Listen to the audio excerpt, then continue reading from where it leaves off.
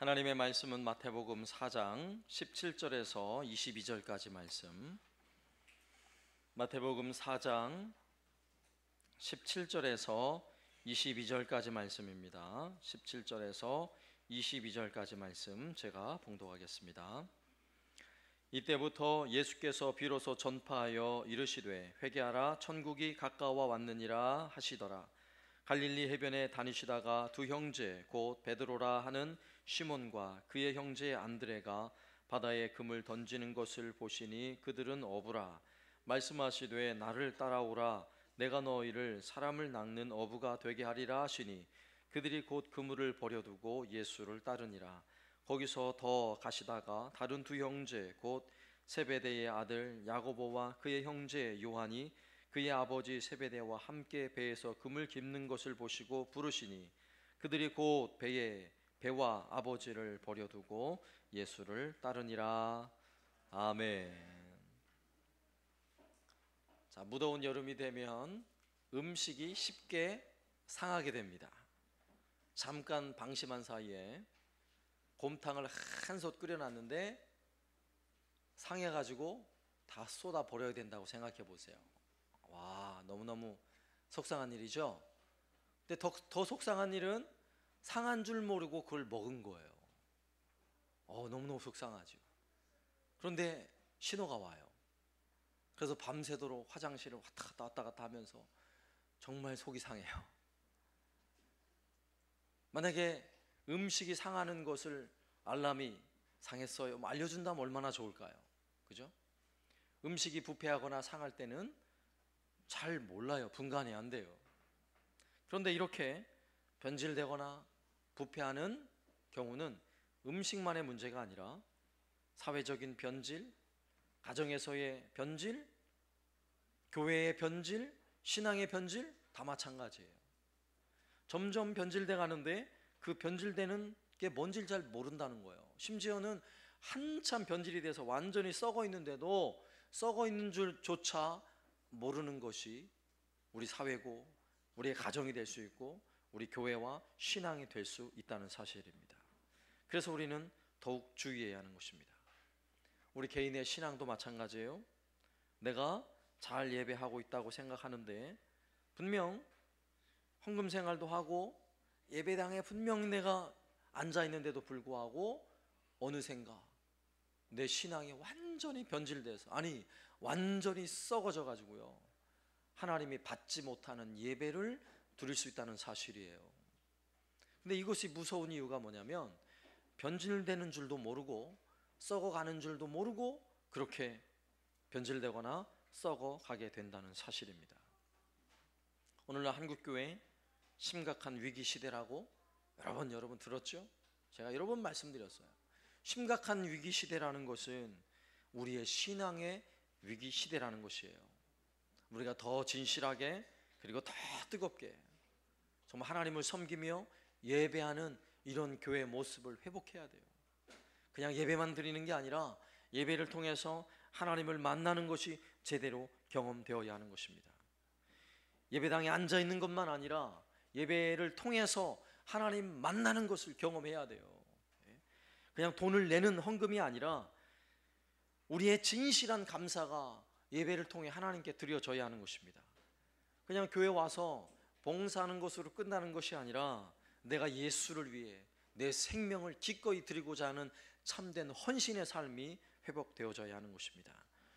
오늘 본문 말씀은 예수님께서 제자들을 부르시는 장면이에요. 나를 따르라 부르시는 장면인데 베드로와 안드레 형제 그리고 야고보와 요한 형제를 부르시는 오늘 이 말씀이 우리를 저와 여러분을 다시 한번 주님의 제자로 부르시는 음성으로 듣는 시간이 되시길 바랍니다. 성령께서 우리의 이름 한 사람 한 사람 이름을 부르셔서 다시 한번 주님이 부르시는 그 목적에 합당하게 정말 주님을 따르는 제자답게 우리의 신앙, 우리의 믿음이 새로워질 수 있기를 주의 이름으로 축원합니다.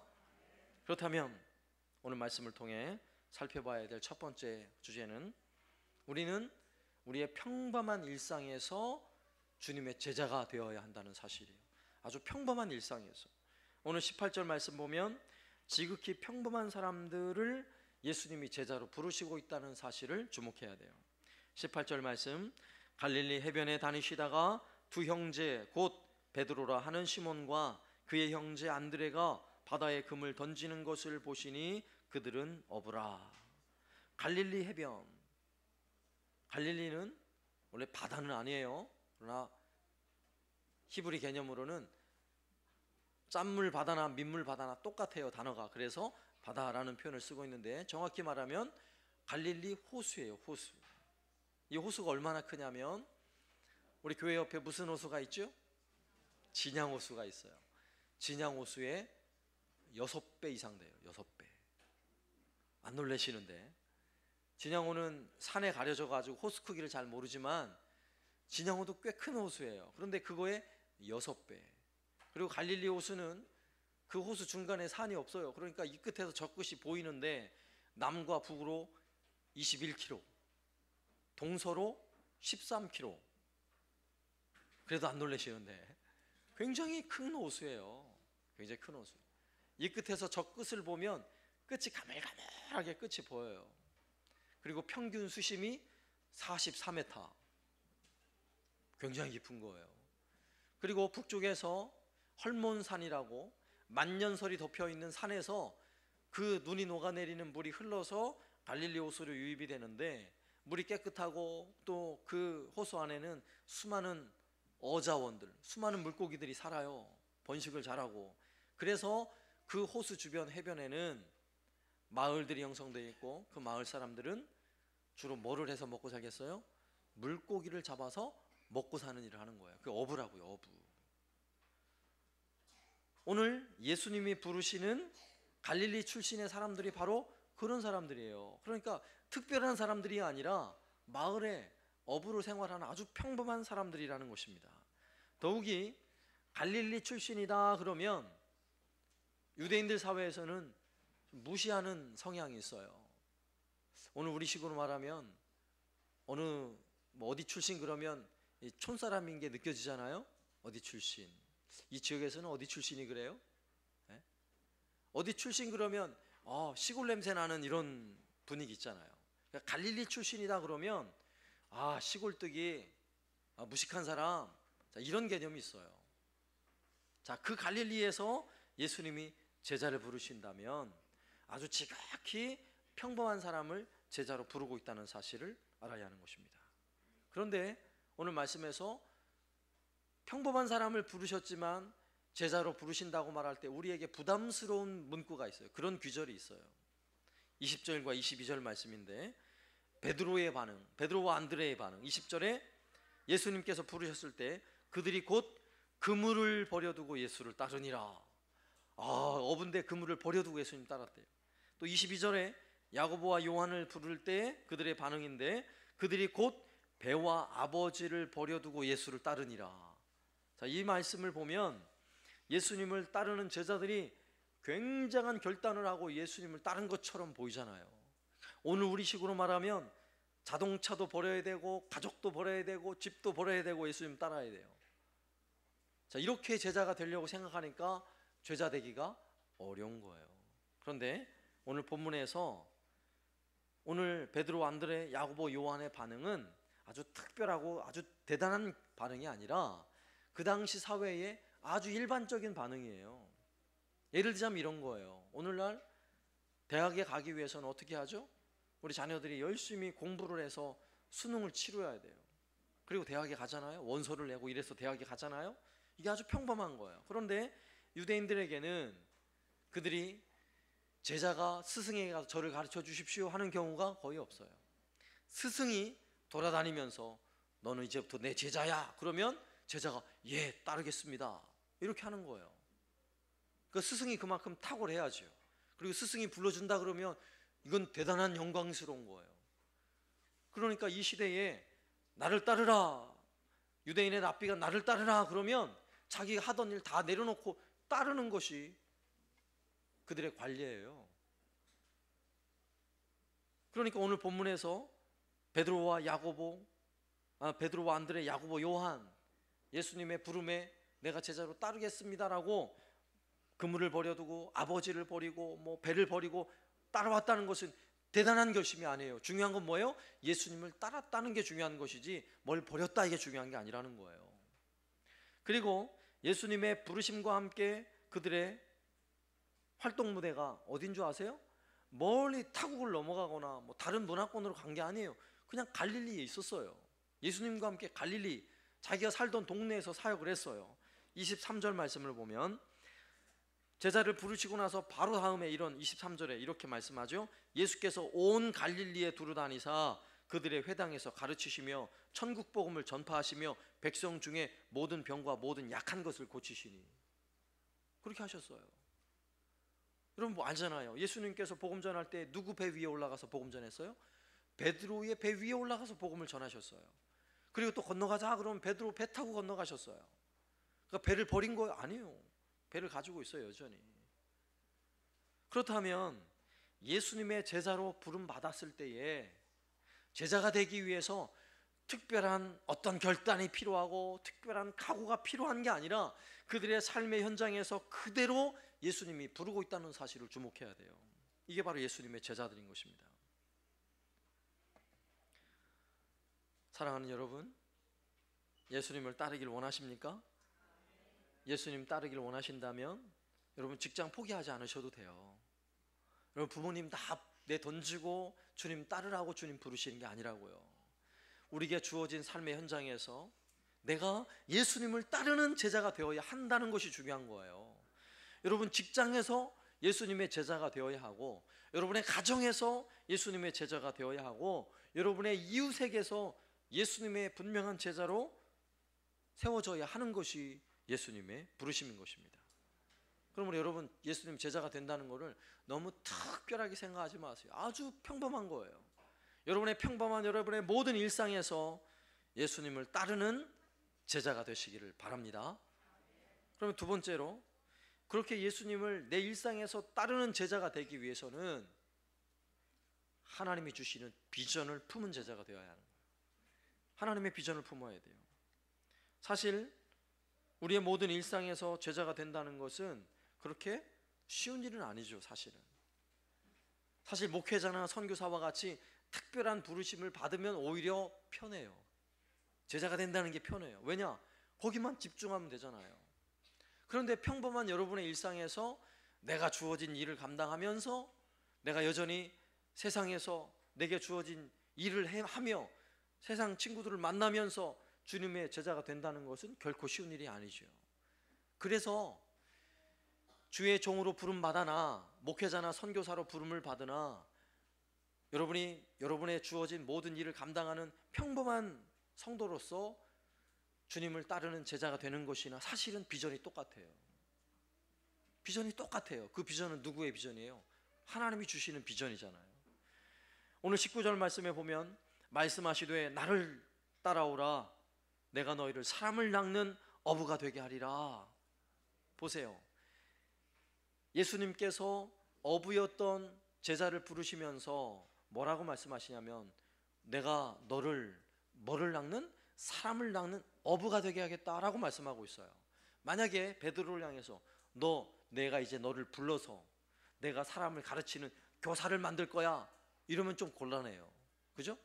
그런데 똑같은 어부예요. 물고기를 잡는 어부냐 사람을 잡는 어부냐 이것만 다른 거예요. 아시겠죠? 뭐가 달라지는 거예요? 목적이 달라지는 거예요. 비전이 달라지는 거예요. 내가 똑같은 어부지만 비전이 달라지는 거예요. 오늘날 우리식으로 말하면 내가 여전히 돈을 벌지만 돈을 버는 목적이 달라지는 거예요. 내가 돈을 벌기 위해서 여러분 어떤 목적을 세워놓고 있습니까? 부자 되는 목적이에요? 노후 생활 잘하는 게 목적이에요? 우리 가정을 평안하게 하는 것이 여러분 목적이에요? 아니에요. 목적이 바뀌어져야 된다고요. 어떻게 해요?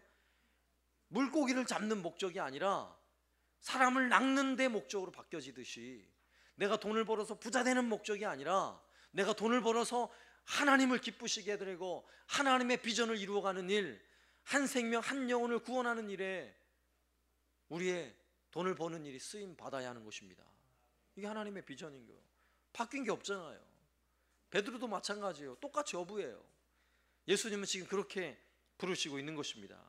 이것은 우리가 쉽게 생각할 수 있지만 대단한 변화예요. 이 비전을 가진다는 것은 우리 삶에 놀라운 변화가 나타나는 거예요. 사실 삶에 큰 변화가 나타나지 않을 수 있지만 우리의 마음과 우리의 신앙, 우리의 생각에는 엄청난 변화가 나타나는 거예요. 왠 줄 아세요? 만약에 갈릴리 촌구석에 그저 물고기만 바라보는 어부였다고 한번 생각해 보세요. 그들의 비전은 여전히 물고기입니다. 아침에 잠에서 깨자마자 그들은 무슨 생각을 할까요? 오늘은 몇 마리의 물고기를 잡을까? 물고기 생각하고 있겠죠. 오늘은 어디에다가 그물을 내릴까? 이런 생각을 하고 있겠죠. 그리고 하루 일과가 끝나고 나면 얼마를 잡았나? 몇 마리를 잡았나? 이 온통이 생각뿐이에요. 그리고 다른 옆집 김 사장님은 몇 마리 잡았나? 야, 그 배에는 물고기를 가득 실어 왔는데 와, 어디다 그물을 내렸대? 와, 그 집은 그물을 새로 샀다는데 그 그물이 무슨 그물이래 도대체? 여기에만 관심을 가지는 거예요. 온통 일평생 거기에 집중해 살아가는 거예요. 그러다가 밤새도록 그물을 내려서 고기를 잡으려고 했는데 단 한 마리 고기를 못 잡았다고 생각해 봐요. 그 다음날 어떻게 되겠어요? 살맛이 안 나는 거예요. 인생의 쓴맛이야 막 이러면서 땅을 치고 술 한잔 하면서 죽고 싶어. 살맛이 안 나. 그러는 거예요. 그러다가 또 다음날 그냥 엄청 그물이 찢어지도록 고기를 잡아요. 그럼 어떻게 하겠어요? 또 막 살맛이 나는 거예요. 이렇게 살고 싶으세요? 그럼 물고기 때문에 사내 죽내 하고 싶으냐고요?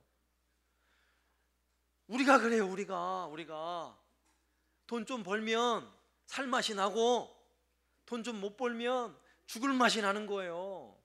목적이 어디에 있어요? 돈에 있는 거예요. 그럼 돈 때문에 살고 죽을래요?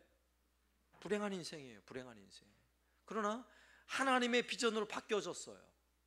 갈릴리 출신의 사실은 촌구석에 사는 평범한 어부들이지만 그들의 비전이 하나님의 비전으로 바뀌어졌어요. 그들의 삶이 어떻게 변하는 줄 아세요? 마태복음 28장 19절에 보면 그들을 향해 예수님은 엄청난 명령을 하세요. 이런 명령, 여러분 잘 아는 말씀이에요. 그러므로 너희는 가서 모든 민족을 제자로 삼아 아버지와 아들과 성령의 이름으로 세례를 베풀고. 얼마나 멋져요? 얼마나 멋져요? 그들은 갈릴리, 아니 이 이스라엘 땅, 유대 땅을 벗어난 적이 없는 사람들이에요. 그런데 그러한 시골의 아주 평범한 어부들, 사실은 별로 많이 배운 바가 없는 그들에게 어떤 비전이 주어지고 있어요? 모든 민족, 모든 열방을 향해 눈이 열리는 것입니다. 이렇게 살아야죠. 이렇게. 여러분 돈만 보고 살면요, 여러분 진주 땅을 벗어날 수가 없어요. 대한민국 벗어날 수가 없어요. 여기에 갇혀 사는 거예요. 그러나 하나님의 비전을 보면 어디를 볼 수 있어요? 아프리카도 볼 수 있어요. 유럽 땅도 볼 수 있어요. 저 남미도 볼 수 있고요. 미국 땅도 볼 수 있어요. 온 세계가 내 무대가 되는 거예요. 별로 감동을 안 받으시는데, 지금 굉장한 이야기를 지금 드리고 있는데 전혀 감동을 안 받는 것 같아가지고 제가 섭섭한데, 여러분 갇혀 사실래요? 여러분의 생활 태도리 진주 땅이면 만족해요? 우리는 그렇게 부름받은 사람들이 아니라니까요. 눈을 넓게 열고 온 세상을 바라보라고요. 지금 우리 하나님은 우리에게 놀라운 비전을 주고 계시는 거예요. 내가 한 번도 가보지 않은 땅, 내가 한 번도 생각해보지 않은 나라, 그 땅을 향해 우리 눈을 주목하고 바라보도록 우리를 부르시고 계시는 거예요. 이 비전으로 여러분 바꾸시기 바랍니다. 우리 아동부 어린이들, 여러분 눈을 확 여세요. 여러분은 진주 땅에만 머물면 안 돼요. 알겠죠? 세상을 바라보라고. 저 아프리카도 바라보고 일본 땅도 바라보고 중국 땅도 바라보고. 왜요? 하나님 우리에게 그렇게 비전을 주시는 거예요. 비전을. 모든 민족을 바라보라고. 갈릴리 그 총구석에 있는 베드로, 야고보, 요한, 안드레, 그의 제자들에게 주님 명령하고 있다면 오늘 우리에게도 말씀하고 있는 거예요. 저는 전도하다가 놀라운 분을 만났어요. 이 판문동 골짜기 굉장히 깊은 골짜기가 아니잖아요. 이 판문동 골짜기가 저 지리산에 막 수십 킬로 들어간 골짜기예요? 그런 거 아니잖아요. 앞에도 차가 쌩쌩 다니고 전기도 들어오고 그런 골짜기인데, 이 골짜기도 가다 보면 사이사이에 또 조그만 골짜기들이 있어요. 가보면 조그만 골짜기들이. 조그만 골짜기에 들어가서 전도를 했는데 연세가 거의 한 80세쯤 돼 보이시는 할머니인데, 그분이 하는 말이, 자기는 시집 오고 난 이후에 이 동네를 벗어난 적이 없대요. 이 동네에서만 살았대요. 아니, 저기 진주시내 시장도 안 가봤을 때, 진주시도 안 가봤대요. 자기는 이 동네에서만 살았대요. 와, 충격이었어요. 제가 충격. 여러분, 충격받을 거 없어요. 우리도 하나님이 주시는 비전을 못 가지면 그렇게 사는 거예요. 그냥 돈만 바라보고 사는 거예요. 돈만 보고. 예? 이 진주 땅만 바라보고, 진주 땅도 아니에요. 내가 잘 먹고 잘 사는 것만 바라보고 일평생 살다가 죽을 때 인생은 허무한 거야, 이러고 죽는 거예요. 세상에 비전을 두고 소망을 두고 살면 결국 인생이 비참해져요. 그런 인생에게, 그런 갈릴리 사람들에게 우리 예수님은요, 제자로 부르셔서 놀라운 비전을 주고 계시는 거예요. 사람을 낚는 어부가 되라. 놀랍지 않습니까? 그동안에는요, 물고기만 잡아가지고 돈만 벌면 되는데, 이제부터는 물고기를 잡더라도 한 영혼, 한 생명을 살리는 일에 눈이 뜨여지는 거예요. 이렇게 살아야 될 거 아니겠습니까? 오늘 우리에게 주시는 이 비전, 베드로에게만 주시는 비전이 아니라 우리에게 주시는 비전일 줄로 믿습니다. 그러면 세 번째로, 그 비전을 이루기 위해서 우리 안에는요, 분명한 복음을 가져야 돼요. 그리고 분명한 복음을 가진 제자들이 되시길 바랍니다. 하나님의 비전을 가졌는데 그 비전을 이루려면 우리 안에 복음이 없으면 안 돼요. 복음이 없으면 그 비전 다 가짜예요. 가짜. 예수님께서 제자들을 부르시는 시점에 예수님께서 어떤 일을 하고 계시는지를 한번 보세요. 17절 말씀. 이때에 예수께서 비로소 전파하여 이르시되 회개하라, 천국이 가까웠느니라 하시니라. 아멘. 한번 따라서 해보세요. 회개하라, 천국이 가까웠느니라. 복음의 핵심이에요. 예수님이 처음 복음을 외칠 때 성경에 기록한 첫 번째 복음의 메시지예요. 회개하라, 천국이 가까웠느니라. 죄 많은 세상을 향하여 회개하라 선포하는 것은 이게 복음이라고요. 그리고 천국을 만나게 하는 것, 이것이 복음입니다. 제자들도 하나님의 비전을 이루기 위해서는 예수님이 전했던 이 복음을 마음에 담아야 하고 그 복음을 전해야 하는 것입니다. 죄인들이 회개하는 것을 그들이 목격해야 돼요. 이 일을 경험해야 됩니다. 그리고 그들이 복음이 전해지는 곳에 죄인들이 돌아와 정말 하나님의 백성, 천국 백성이 되도록 이 놀라운 일을 경험해야 하는 거예요. 이게 복음이에요. 여러분은 이 확실한 복음을 경험하고 있습니까? 우리나라 일제시대에 얼마나 많은 핍박을 당했어요. 예수 믿는 사람들이. 그 많은 핍박 속에 일본 순사들, 칼을 차고 검을 차고 다니던 일본 순사들 앞에 벌벌 떨었죠, 우리 조상들이. 그런데 그때에도 최권능 목사님이라는 분은요, 아주 당당했어요. 일본 순사가 말을 타고 오는데 예수 천당 불신지요 그런 바람에 막 어떻게 했어요? 말 타고 있던 순사가요, 말이 뛰는 바람에 뚝 떨어졌어요. 복음은 이런 거예요. 복음 놀랍습니다. 복음은. 네? 그래가지고 끌려갔잖아요. 끌려가지고 고문당하는 거예요. 감히 순사 앞에서 예수 천당 불신지옥 간다고. 그래 막 고문을 하는데 때리고 고문할수록 최건능 목사님 입에서 뭐가 나와요? 예수 천당! 때리면 또 불신지옥! 예수 천당! 때릴수록. 그러니까 욕을 하면서 이빠가야로 왜 자꾸 예수 하냐고 욕을 하는 거예요. 그러니까 최건능 목사님 뭐라고 말씀하세요? 내 안에는 예수로 가득 차가지고 나를 때리면 때릴수록 예수밖에 나오는 게 없다고. 너무나 멋진 목사님이세요. 그게 우리 복음이라고요. 우리가 가진 복음. 예? 옆구리 찔렀는데 예수 안 나오면 예수가 안 찬 거예요. 우리는 한번 찔러보세요. 예수가 나오는지 안 나오는지. 예수가 나와야죠. 옆구리 찔렀는데 지폐에서 돈이 나오면 곤란한 거예요. 예? 곤란한 거예요. 복음은 놀라운 겁니다.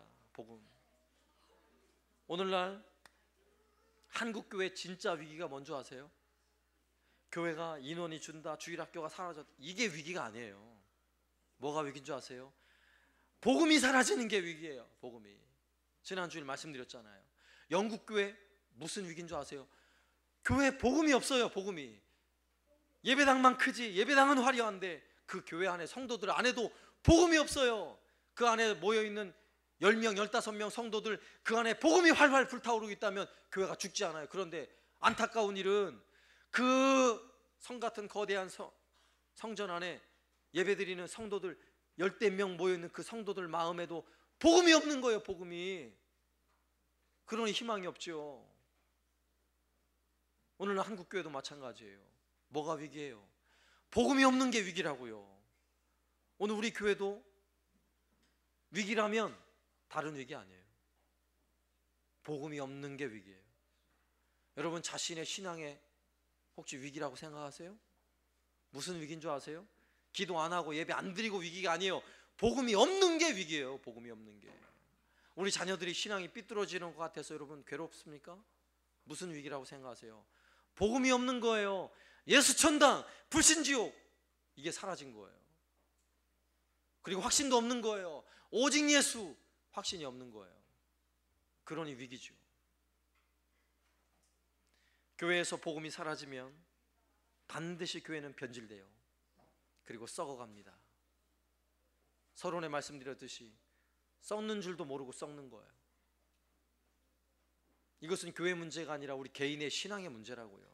내 안에 정말 예수가 있는가를 생각해 보시라고요. 내 안에 정말 복음이 있는가를 한번 생각해 보시라고요. 일본 그 무서운 순서 앞에서도 예수 천당! 여러분 말할 수 있습니까? 예수가 정말 나의 구원이라고 여러분 고백할 수 있냐고요.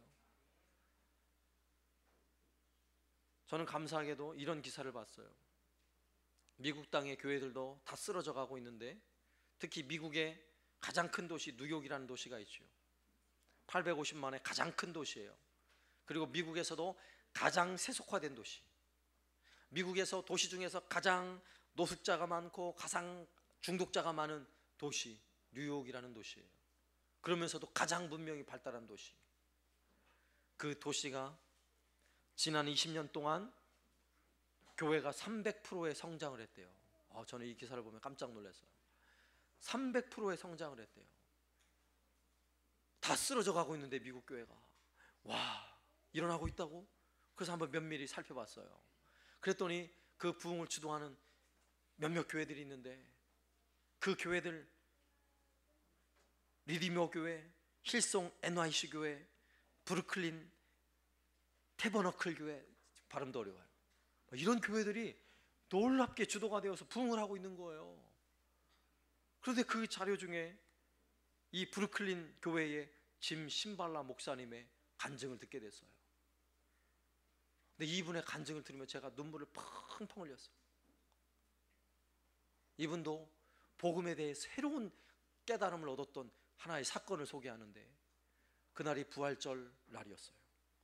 부활절 예배를 다 마치고 3부까지 마치고 이 강단 턱에 이렇게 앉아있는데 한 서너 번째 줄에 노숙자 청년이 하나 눈에 들어왔어요. 거기 앉아있는 거예요.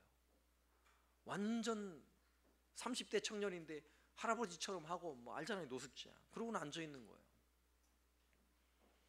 그래서 그를 어떻게 도울까 다가가서 그에게 교회가 이런 노숙자들이 오면 응대하는 방식 있잖아요.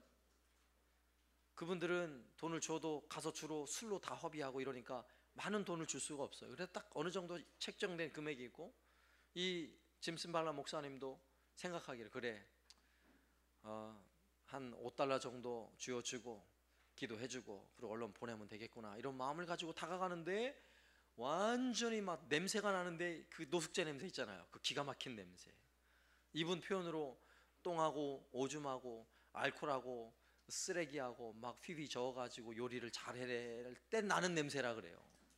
그런 냄새가 난다는 거예요. 막 혐오스럽지요. 그래도 어쨌건 그를 잘 돈을 줘서 내보내야 되니까 가까이 다가가서 지갑을 열어서 5달러를 꺼내가지고 내밀었다고 합니다. 그러자 이 청년이 넌지시 보더니 손을 밀면서 저는 돈이 필요하지 않습니다. 목사님께서 말씀하셨던 예수님이 필요합니다. 이러더라는 거예요. 그때 이 목사님은요, 하늘이 하얘졌대요. 순간 하얘졌어요. 그리고 목사님이 생각하기를 지금 기도가 필요한 사람은 이 노숙자가 아니라 나입니다. 하나님 부디 저를 용서해 주십시오.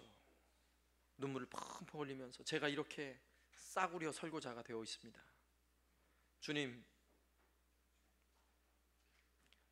찾는 사람을 나에게 보내주셨는데 나는 돈 몇 푼 쥐어주고 그들을 쫓아내려고 했습니다. 주님 저를 용서해 주십시오.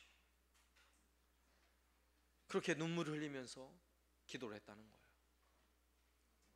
그러자 노숙자가 다가와서 그와 함께 서로 포옹을 하고 끌어안고 함께 기도하고 그를 위해 축복하고, 그렇게 기도하는 동안 하나님께서 놀라운 은혜를 주셔서 그 노숙자의 냄새가 더 이상 역겨운 냄새로 느껴지지 않더라는 거예요. 근데 하나님의 음성이 들려왔어요. 너는 이 냄새를 사랑하느냐? 네가 만약에 이 냄새를 역겨워한다면 내가 너를 사용할 수가 없다. 이 땅은 이런 냄새로 가득하기 때문에, 이런 사람들 때문에 내가 독생자를 십자가에 죽였단다. 이런 음성을 들었다는 거예요. 그리고는 이 목사님은 뉴욕 시내 그 길거리에 수많은 노숙자들, 불황자들, 그들을 대상으로 복음을 전하기 시작한 거예요. 다시금. 그리고 놀라운 변화들이 일어났습니다. 이런 복음의 역사가 다 쓰러져가는 미국 교회를 살린 거예요. 지난 20년 동안. 무엇이 능력입니까? 복음이 능력이라고요. 예수만이 우리의 능력이라고요. 이 복음은 길거리에 노숙자만 필요한 게 아니라 오늘 저에게도 필요해요. 오늘 그 브루클린 목사님, 짐 심발라 목사님이 얘기를 해요. 예수가 필요한 목사, 예수가 필요한 노숙자, 우리 모두는 예수가 필요합니다. 오늘 우리가 예배하고 있다 할지라도 우리는 정말 복음이 필요한 사람들이에요. 우리 자신에게, 우리의 가정에게, 우리의 자녀들에게, 그리고 이 땅에 죽어진 수많은 영혼들에게, 그들을 향해 확실하게 우리에게 허락한 이 복음을 전할 수 있는 저와 여러분 되시길 바랍니다. 먼저 내 안에 진정한 복음이 되시고, 그 복음을 들고 내 가정에서부터 믿지 않는 가족들에게, 우리의 이웃에게 확신 있게 한 영혼 한 생명을 구해내는 이 귀한 사명 감당하는 저와 여러분 되시기를 살아계신 예수님의 이름으로 축원합니다. 아멘.